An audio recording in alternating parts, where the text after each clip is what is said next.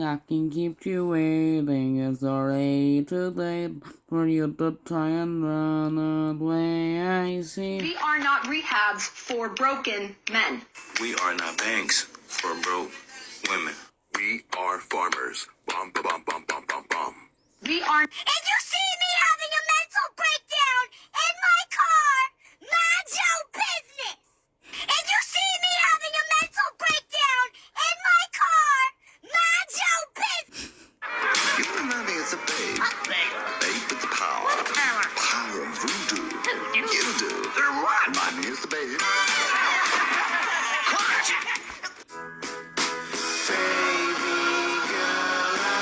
I hope you get a paper cut on your tongue from a razor in a paper cup.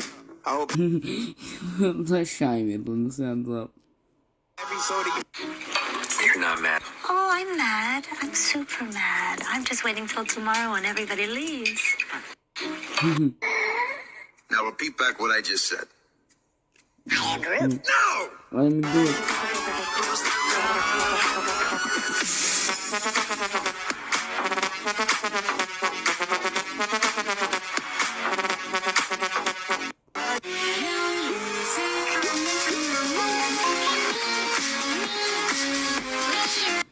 Miku, welcome here, Miku. Two punks in love. You had my back from day one. We were so young. Yeah, that stuff hit like a truck, a loaded gun. Like Cupid, no. put your hand in mine. Pónteme de espalda. Ahí. Ahí. Ahí.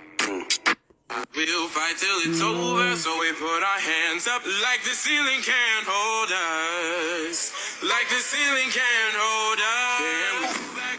This is the moment, tonight is the night.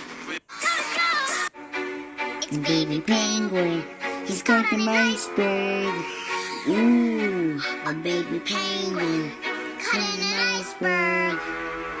What's a penguin? It's an iceberg. An important recall to. All of the things I do.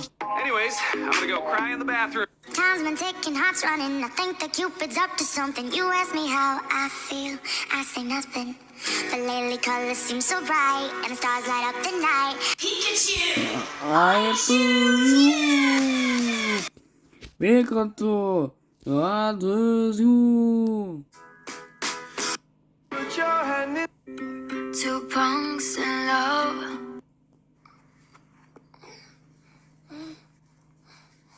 Sophia, Yeah? did you take my phone? No.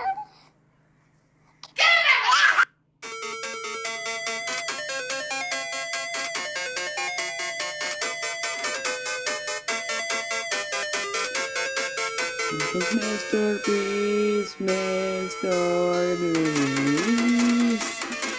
You are my obsession.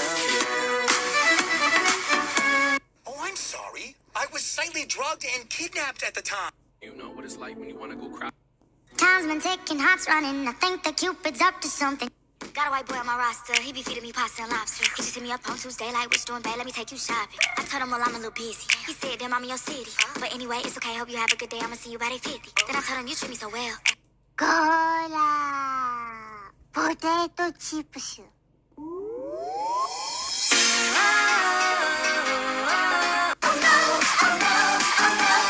One track mind, one track heart. If I fail, I'll fall apart. Et ça fait bip, bam, boum, ça fait tch, et ça fait vroom, ça fait bip, bam, boum. Dans ma tête, y'a tout qui tourne, ça fait ch, et puis blabla, ça.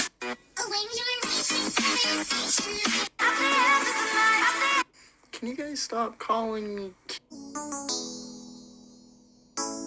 Little girl gone, got a gun from a gangster. Run, little girl, bang. Straight to the gun, under the quad. Here you mess with the wrong bitch in the wrong era. I've been at work and I got my badge of honor. Honey, I've changed so much since I last saw you. Oh, fuck shit, bitch, damn cocksucker, pussy, asshole, cunt.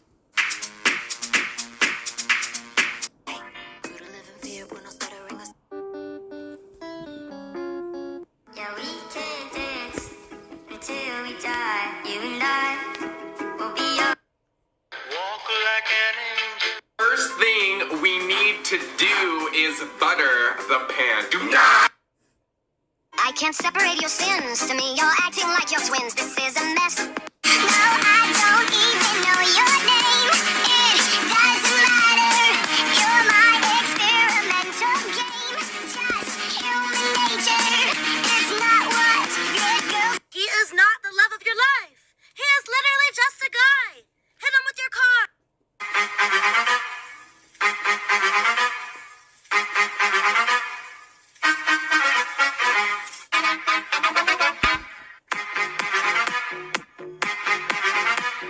Oh, come a soldier who carries a mighty sword. He will tear your city down or lay a lie low. Hey, hey.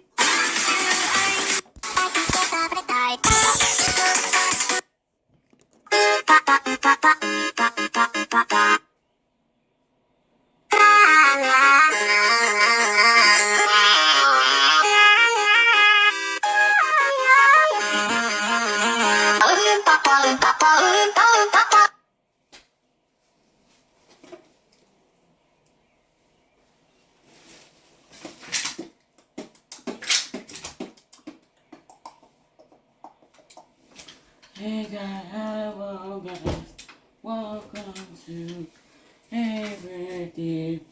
Oh my god, this is so...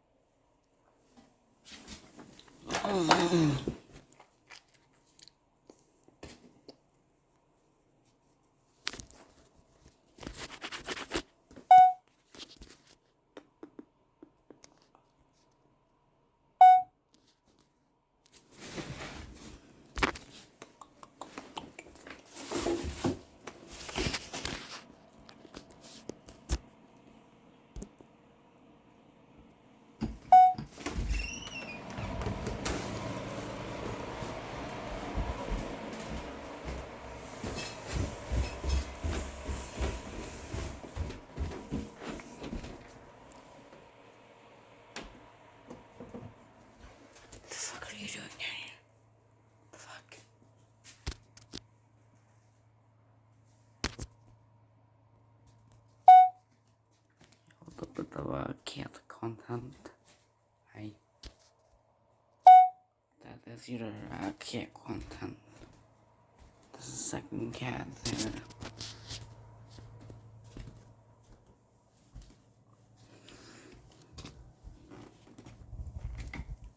Oh shit. Hi cats. Hi Lucifer.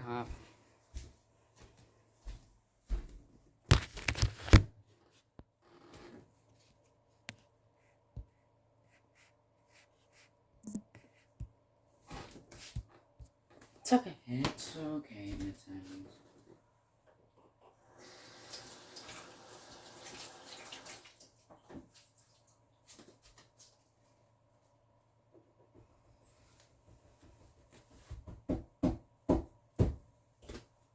So you like eating bags, right?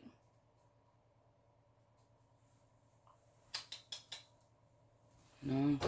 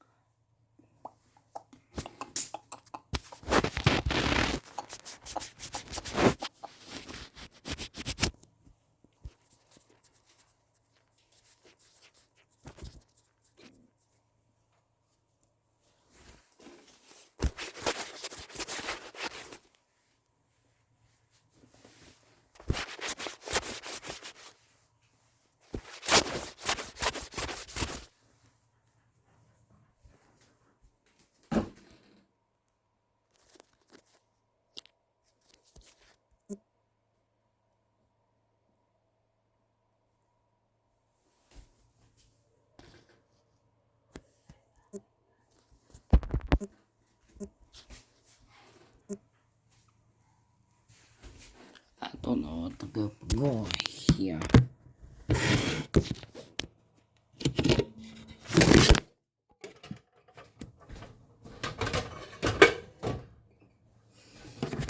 Also, light foxes your guys' vision.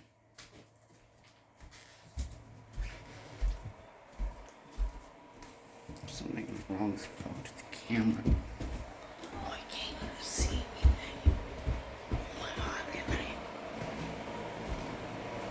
I lose?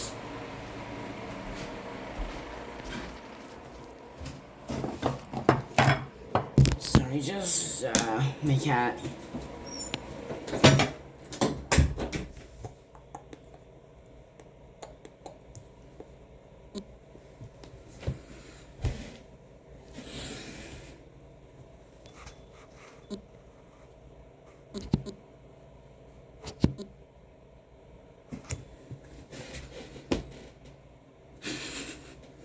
Number one, don't talk to my fucking old dad. And number two, my stepdad did pass away about like 2 years ago, so technically I don't have a father, so make the fucking jokes that you want. I don't care, I've heard them all. I heard them all. Onion skin. The fuck is onion skin? Oh my god. We will use something like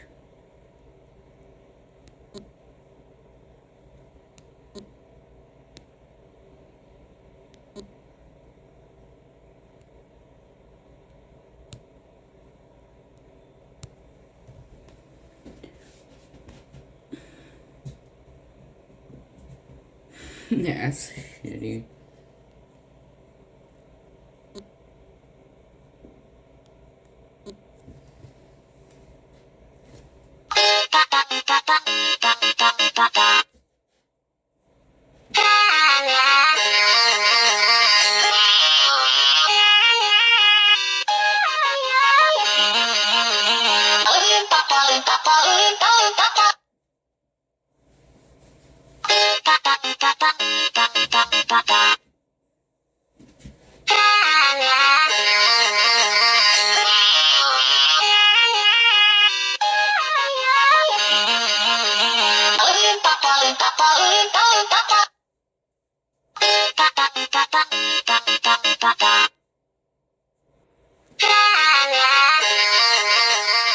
It's actually pretty cool since Whoa, never gonna give up. No, please don't wake me now.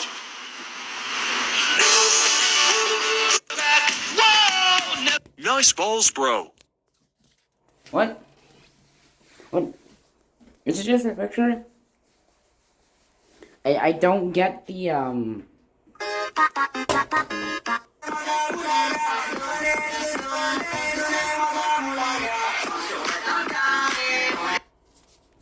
It's just a crappy picture, that's all it is. I welcome you with open arms. Let's do this. Thank you.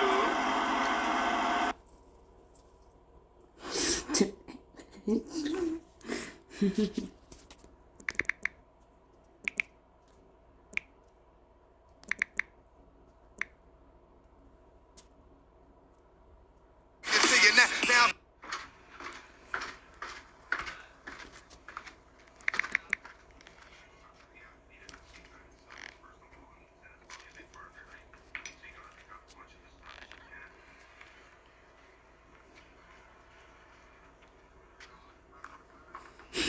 No reaction. I mean, if you have watched the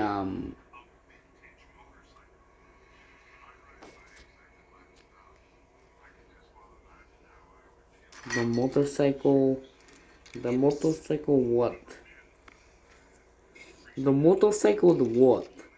Dot.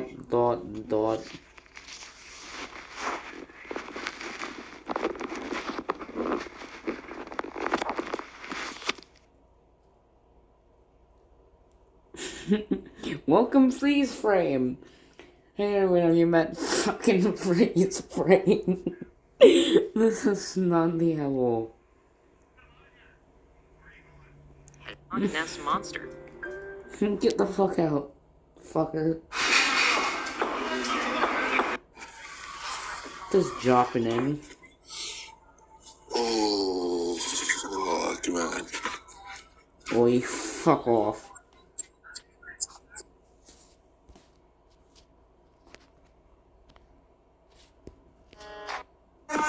I found SpongeBob. I said right foot. Let it creep. Ooh, I'll get with that eater. Look The fuck is this? Who is it? Who is? Who is? Who is?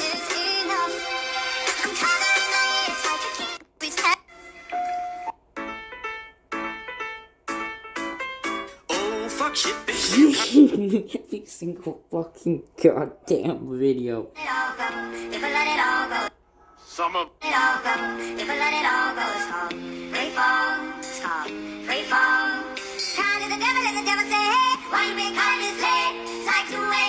I can. Okay.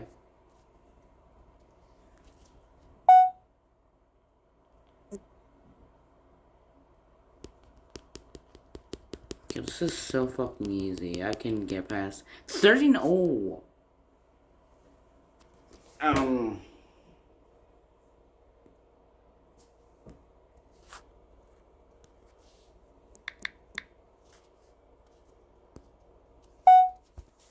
Oh dear God.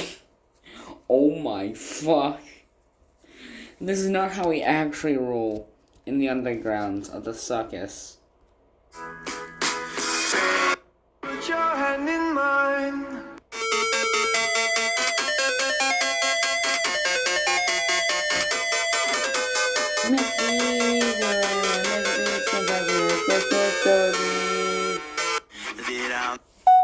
That I'm so down. It doesn't actually track the face. Does it track the face from here? Does it? If it does not, I'm going to be pissed. Ah, why? That I'm so down. Your lipstick stain is a work. Why? I got your name tattooed in an arrow heart. That I'm so down. Your lipstick stain is a work of art. I got your name tattooed in an arrow heart. That I'm so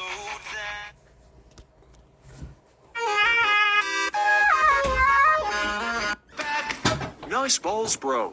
Nice balls, bro. What the fuck is wrong with this?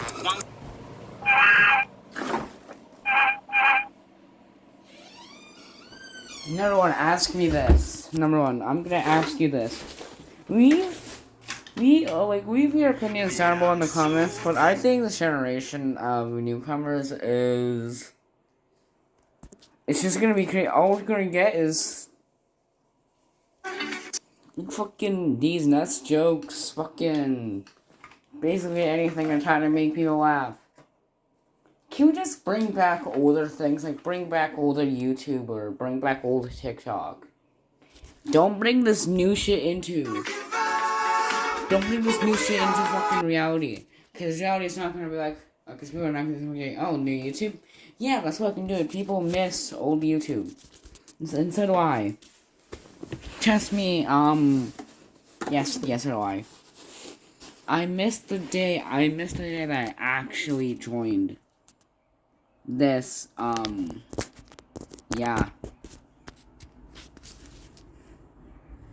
So you guys can leave your... We got Veg, Bobby Plays, Hawk's Nest, Hymo, and fucking iFerg. Bloody iFerg. Jason's better.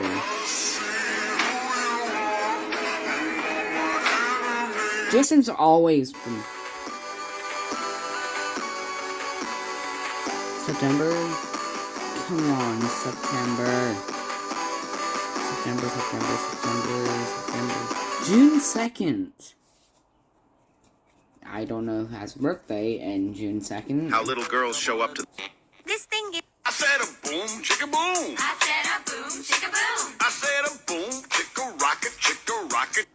The day that JFK was assassinated. Sorry, people don't know this. He say that I'm good enough. Got my da-da-da. Think about shit that I should've known. So I tell him it's one of me. He making fun of me. His girl is a bum to me. Like that boy is a.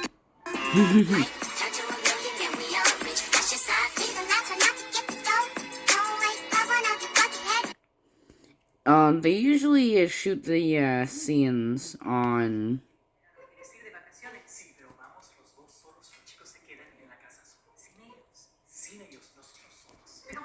E doy. A to troszkę tutaj. Wait, so you want to talk to Soap?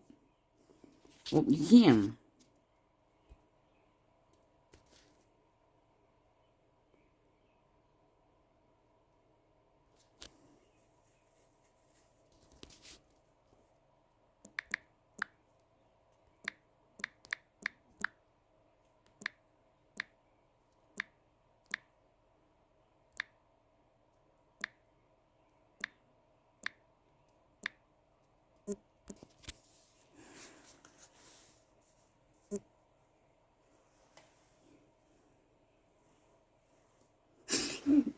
Oh my god, oh my god, oh my god.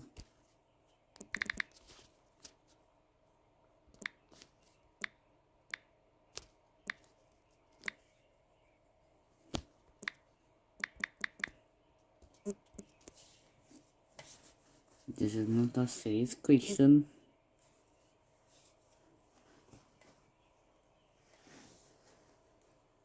So, from Call of Duty.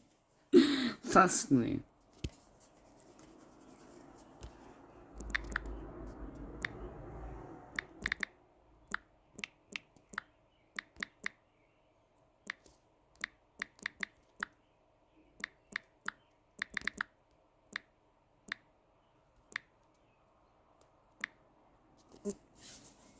See, the reboot Soup or the original Soup? Definitely the original. I've seen the newer versions, but nothing beats the original. The original Soap from 2007. Oh my god, or 2007, 2009, and 2011.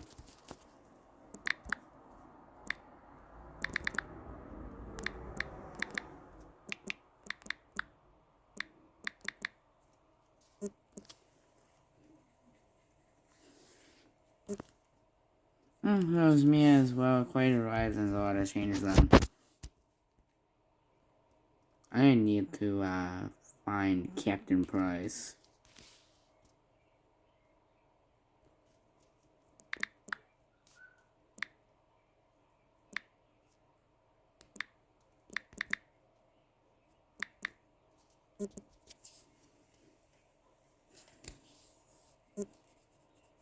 I'm just trying to understand what you mean by betrayed us.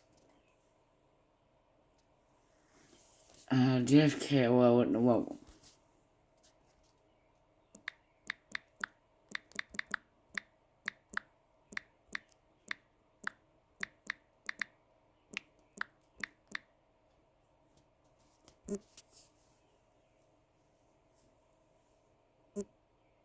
Oh, I see. Thank you so much for clarifying.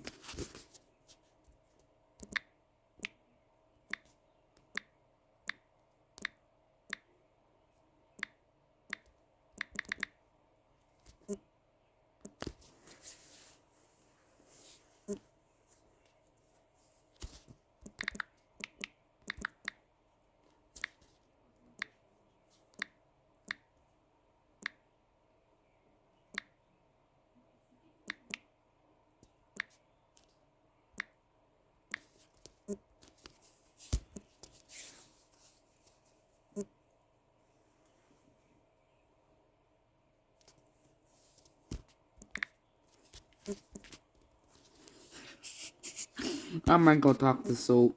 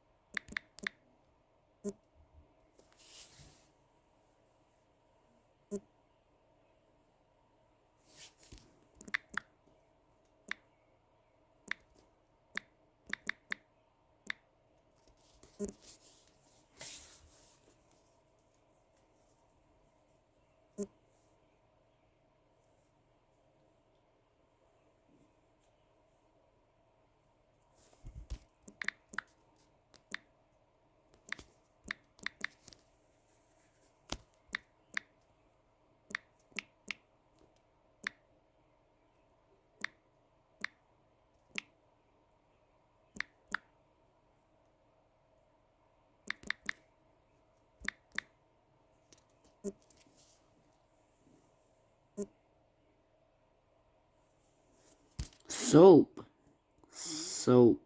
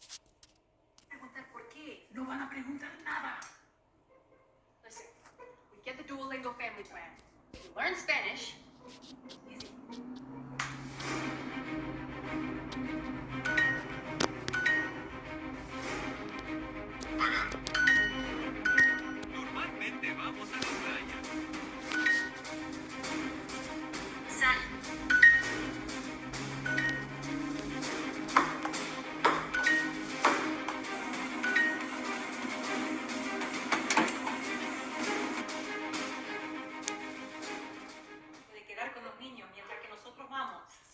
Perfecto, perfecto. Ellos se quedan aquí. ¡Espera un poco! Ahora yo entiendo todo. Yo como manzanas. Only kids can hear this sound. Can you hear it? In 3, 2, 1. It sounds like you're trying to murder me, but nah.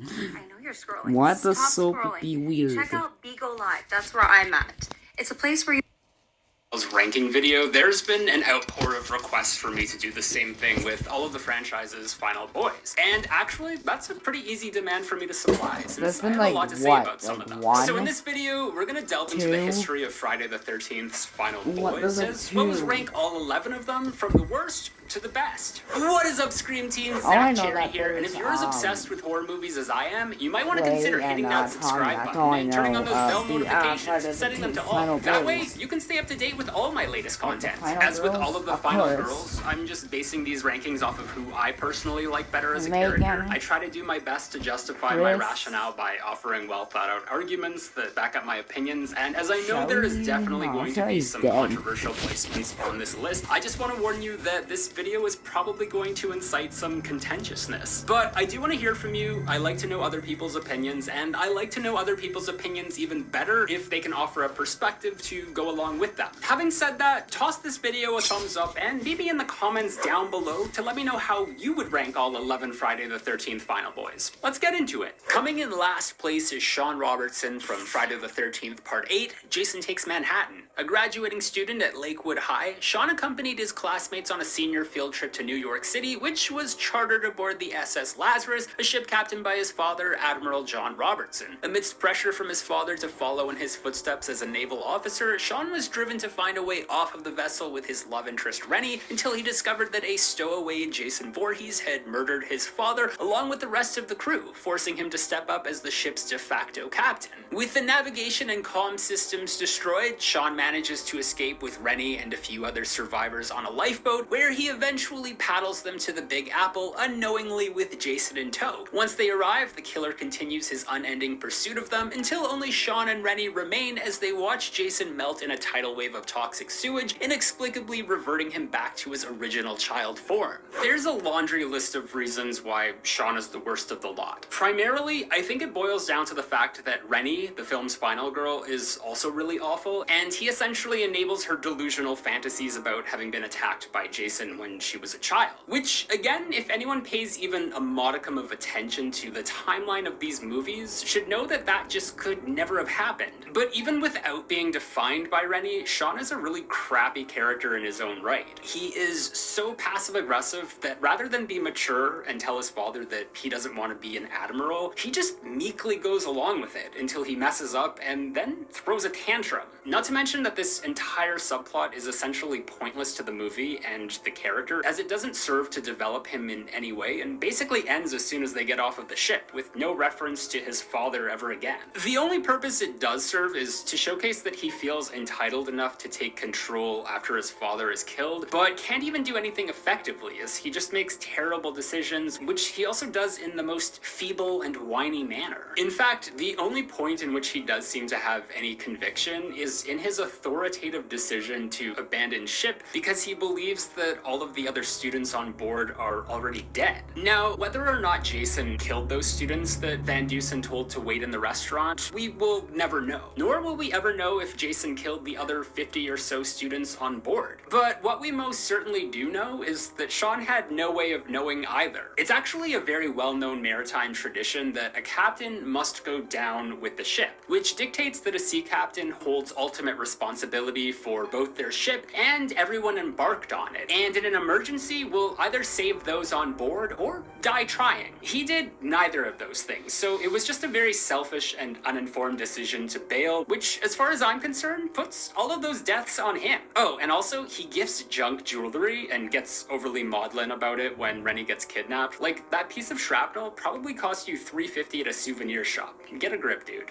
In 10th place is Sonoran Payton from Jason X, an overachieving protege of Professor Lowe's. Sonoran, along with his android creation KM, who is also his girlfriend, is one of a group of several science students who discover the frozen bodies of Jason Voorhees and Rowan LaFontaine on a routine trip to Earth in the year 2455. Upon bringing them aboard their spaceship, the Grendel, Jason unthaws and begins murdering everyone, at which point Sonoran reprograms KM, upgrading her with martial arts and demolition abilities which allow her to destroy Jason. Seemingly killed, Jason comes back even deadlier than before when he's reanimated as a cyborg, where he incapacitates KM and fractures the Grendel's hull. With the ship minutes away from exploding and Jason in continuous pursuit, the tech-savvy genius tricks him with a hologram of 1980s Camp Crystal Lake, allowing himself and Rowan enough time to escape, along with KM's detached head, where they fly away to safety as Uber Jason burns up in Earth 2's atmosphere. Like most of Jason X's characters, he's kind of pointless. There's not really much to this guy outside of some snipes and barbs he shares with Janessa, as almost all of his other dialogue is very incidental to the character. Seriously, it just seems like the script is cycling techno jargon from one person to the next, just to give everyone equal footing. So ultimately, he's just a character who's in the movie. One could argue that he is responsible for killing Jason, as he programmed KM to do so, but then I would ask the question, why do we feel the need to take something else away from a woman only to reward it to a man? Even if she is an android, let that be a victory for her. Not to mention the fact that he's mostly protected by KM throughout the movie, and then after she gets her head knocked off, he just becomes a huge liability to everyone as he foolishly attempts to run into danger to salvage her parts. Twice. But I think the thing that discredits his final boy card the most is the fact that he only really survives either out of luck or from other people making themselves the target, especially towards the end of the movie when not one,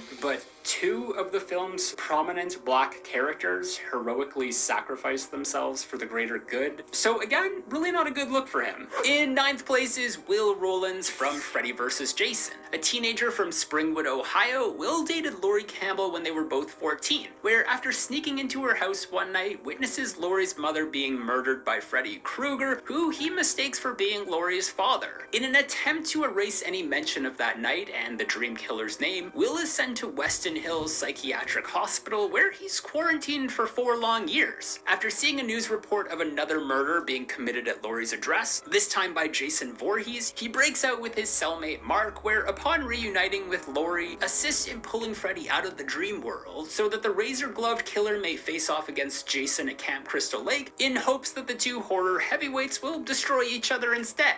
I will say that in terms of all the unlikable characters we have in Freddy vs. Jason, Will is far less offensive than most of them, but I mostly find his role in the movie to be a little too passive. He's just kind of exposition guy, but more so second tier exposition guy, since Mark was the one who had all the facts to begin with. So when he died, Will just kind of started repeating shit he had already heard. Nevertheless, he does astoundingly extrapolate Mark's information into a working theory, but it's so written and inorganic that really I should just blame the movie for how stupid it is. But since Will is a character who is so intrinsically part of this movie rather than being a character who's just in it, my feelings towards him are predicated entirely on how I feel about Freddy vs. Jason as a whole. And spoiler alert, I kind of hate this movie. It may be worth noting that Jason Ritter was initially rejected for the role of Will and only got the part as a very last-minute replacement after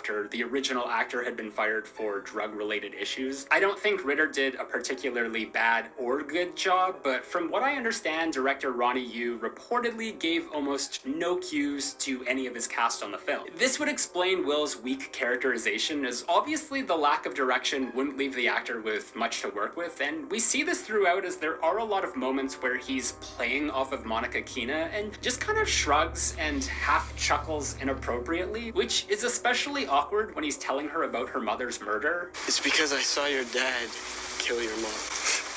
But regardless of all that, I just don't care for Will and Laurie as a couple. He kind of makes her a weaker character by proxy, as she's almost completely defined by her relationship to him, and he becomes very ineffectual during the climax. I think his only real job was to protect her while she was in her dream and then wake her up at the right time, but he pretty much failed at that since he let her arm get burned, which did inadvertently wake her up, so it was serendipitous in that regard, but it's just another example of a final boy surviving by circumstances outside of his control rather than surviving through his own tenacity. In 8th place is Tommy Jarvis 3.0 from Friday the 13th Part 6, Jason Lives. Still haunted by the memory of killing Jason years earlier, Tommy travels to the cemetery where Jason is buried so that he can dig him up and cremate his corpse in a vain attempt to keep him from ever coming back to life. Instead, Jason is reanimated by lightning, where he sets off on another killing spree, headed for the newly reopened campground, which has just unloaded a bus full of kids. Tommy tries to warn the local authorities to no avail, and instead gets help from the sheriff's daughter Megan, where the two lure Jason into the lake where he originally drowned, in hopes of keeping him anchored down there for good.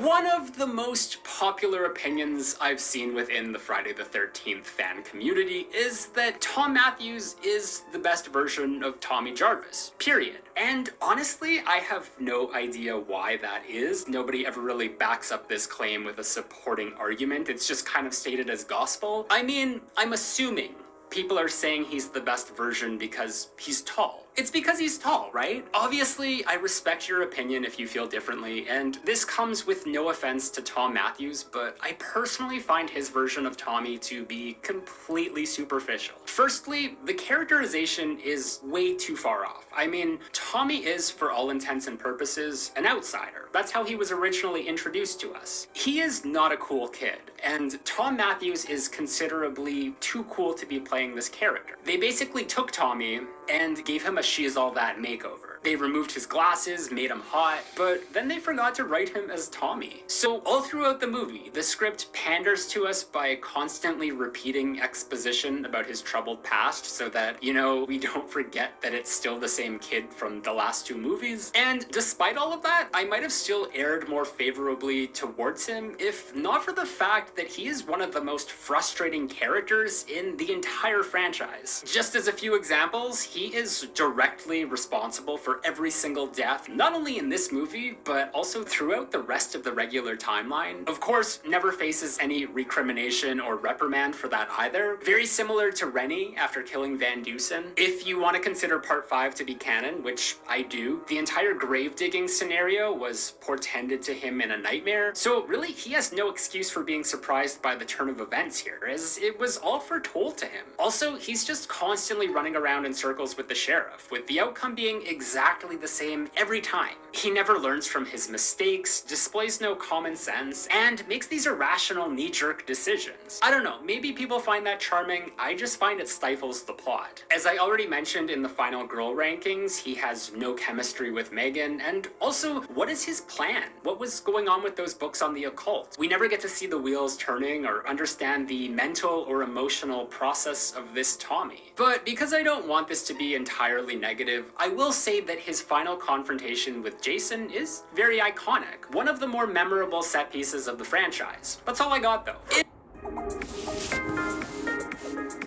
So predicting timeline is difficult. It's calls for predicting the future.